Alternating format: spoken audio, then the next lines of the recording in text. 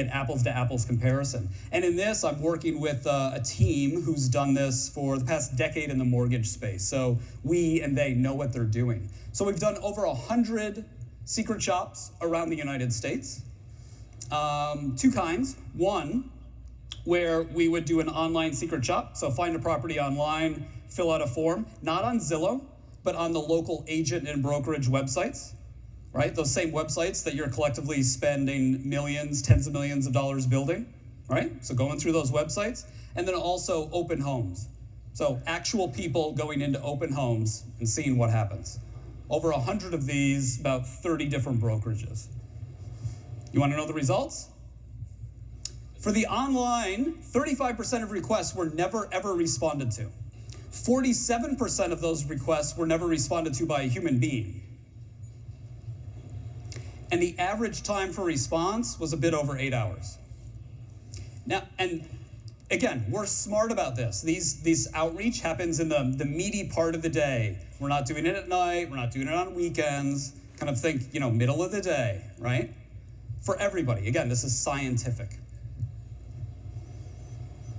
For the open homes, sending people into open homes, and again, we're smart about this. It's not, somebody dressed up poorly and kind of misrepresenting themselves. Like, we want to be good shoppers. I did an open home myself. So if you see me coming into one of your open homes, run, jump out a window. 42% of the time, agents never asked a shopper for their contact information.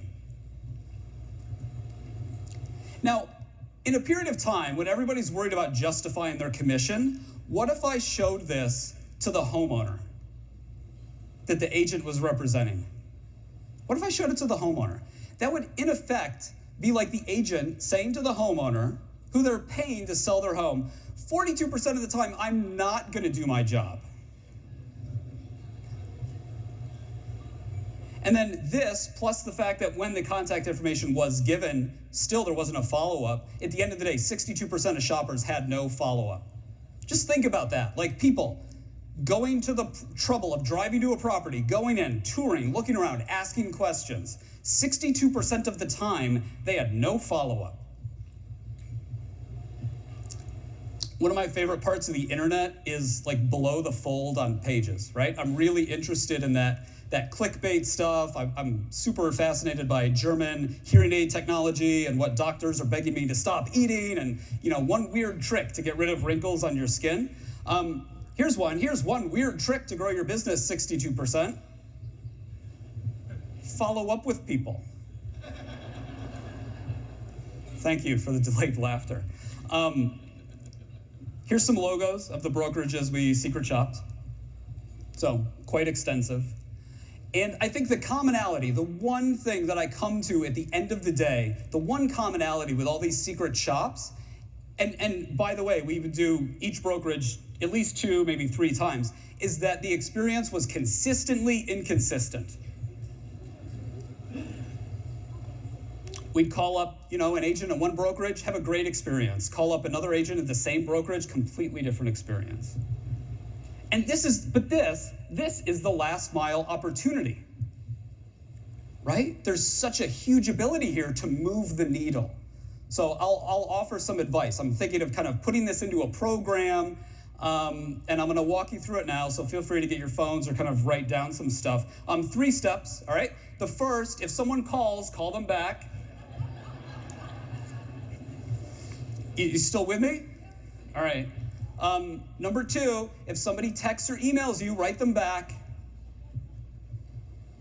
And third, build a meaningful relationship. I don't know about you, but I don't wake up in the morning, look in a mirror and say, like, I'm a lead.